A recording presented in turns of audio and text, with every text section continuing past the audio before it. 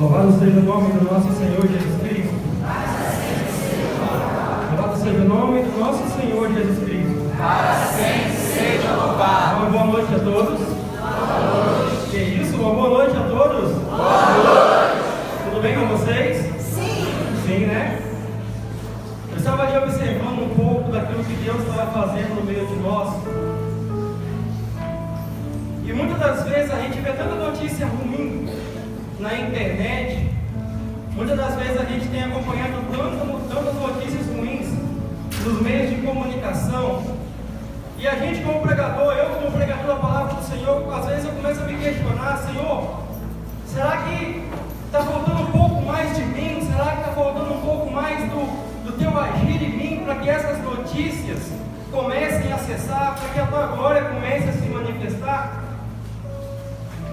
E o Senhor falou no meu coração hoje, durante todo o momento aqui de batismo no Espírito Santo, que Ele trouxe cada um de vocês, não só para a palavra dEle adentrar os vossos corações, mas que vocês possam assumir o propósito e a aliança que Deus tem com cada um de vocês a partir desse grupo de oração. A palavra de Deus, ela fala para nós: aonde um ou mais estiver unidos, ali também está o Senhor.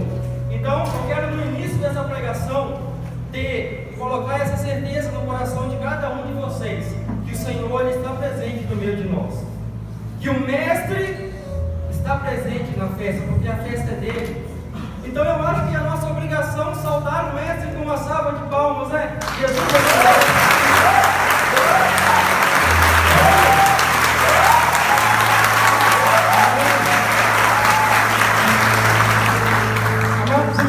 é Peterson, muitos já me conhecem. Sou do grupo de oração Santa Mãe de Deus, que acontece toda segunda-feira no IPES. Tem alguns servos, núcleo do meu grupo de oração, que estão ali, levando o braço vazio, Cineia. Algumas pessoas vieram também decidir por mim. E há 10 anos sou membro da Renovação Carismática Católica no Ministério de Pregação. Talvez até ano passado vocês me veriam aqui servindo nos sentinelas, mas eu tive que ouvir a voz do Senhor, eu tive que ouvir um propósito do Senhor na minha vida, e hoje estou no Santa Mãe de Deus. O Senhor nos traz um tema nessa noite muito propício para os tempos que temos vivido. Se você pegar a palavra de Deus em Deuteronômio, Levítico, por várias vezes você vai ver que chegaria dias, e era anunciado isso no Antigo Testamento, que chegaria dias que as pessoas já não queriam mais ouvir a palavra de Deus, que as pessoas iam se recusar a ouvir a palavra de Deus.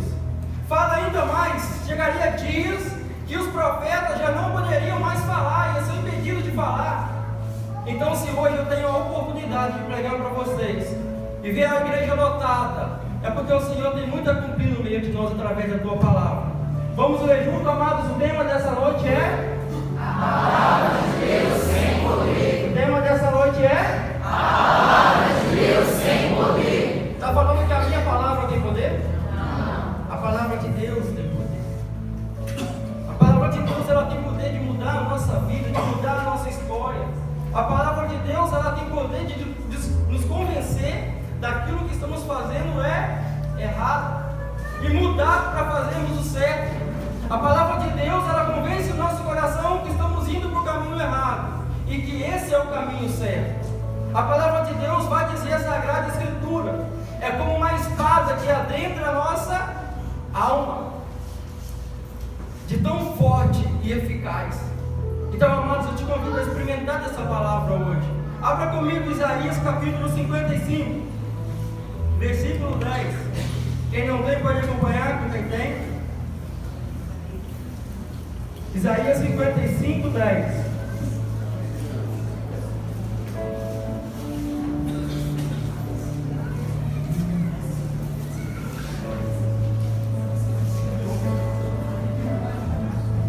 Amém, socorro?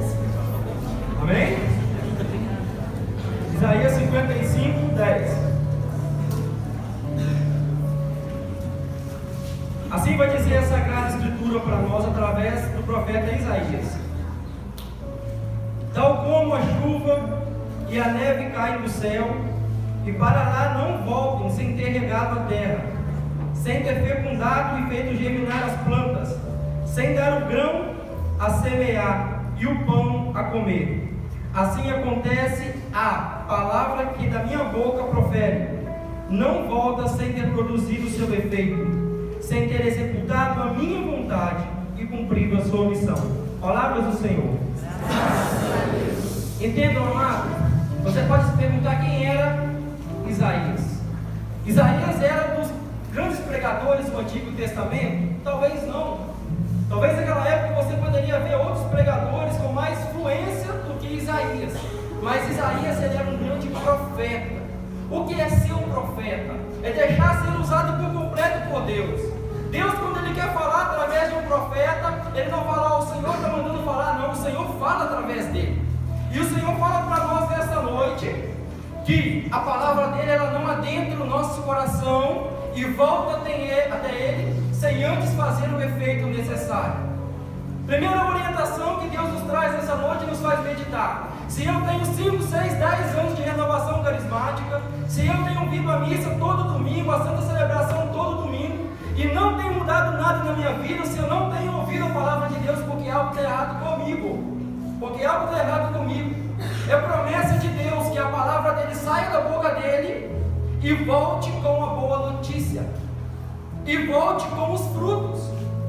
Assim vai dizer para nós Lucas capítulo 8. São Lucas, ele fala, olha, quando a palavra entra no coração que tem a terra fértil, ali aquele coração produz frutos, aquela palavra, aquela semente 100 por 1.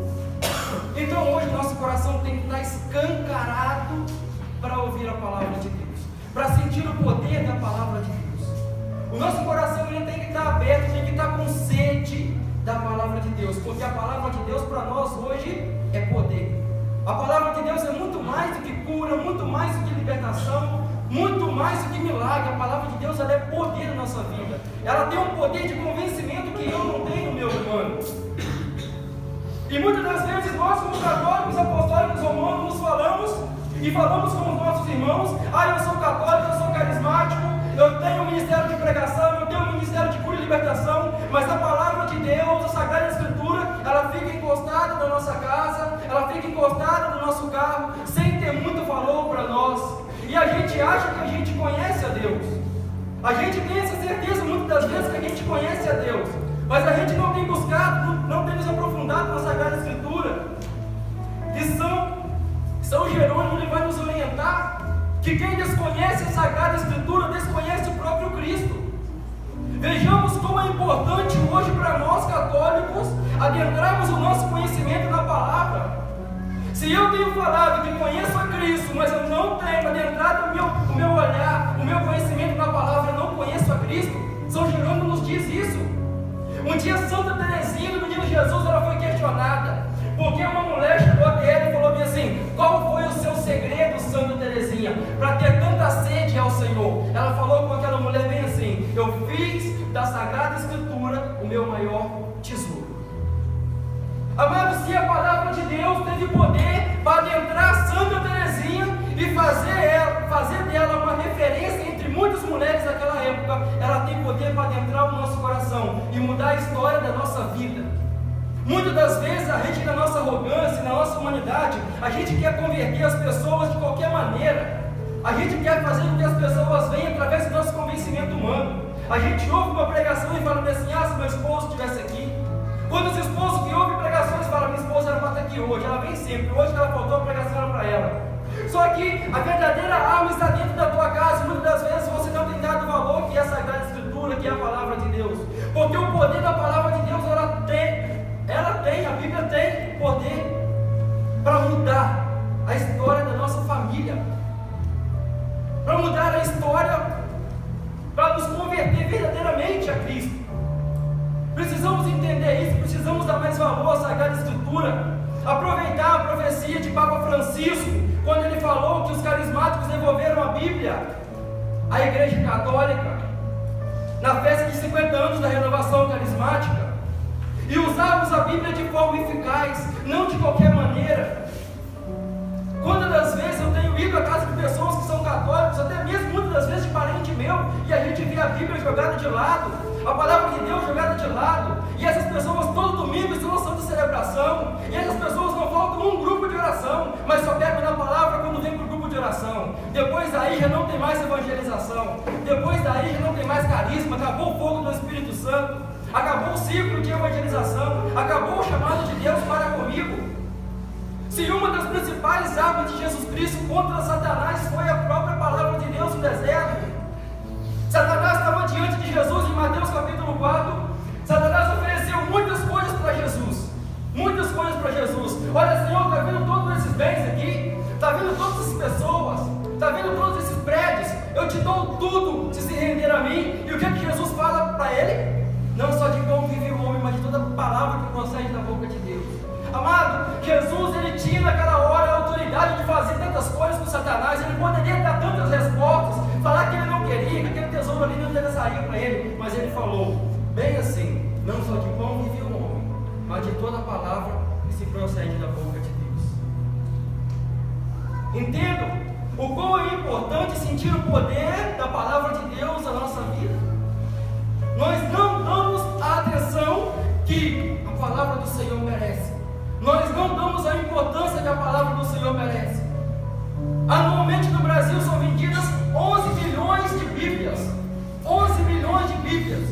Nós podemos fazer uma conta simples em 2 anos, 22 milhões de Bíblias. E eu quero te perguntar, cadê os 22 milhões de profetas que compraram essa Bíblia? Cadê os 22 milhões de apóstolos que foram até uma livraria, que foram até um templo sagrado e compraram uma Bíblia dessa? Se esses 22 milhões de pessoas que foram até seja qualquer lugar que for comprar essa Bíblia tivessem uma evangelização ativa, nada estaria como está hoje. Talvez poderíamos mudar de uma forma mais ativa a nossa comunidade, a nossa casa, sabe?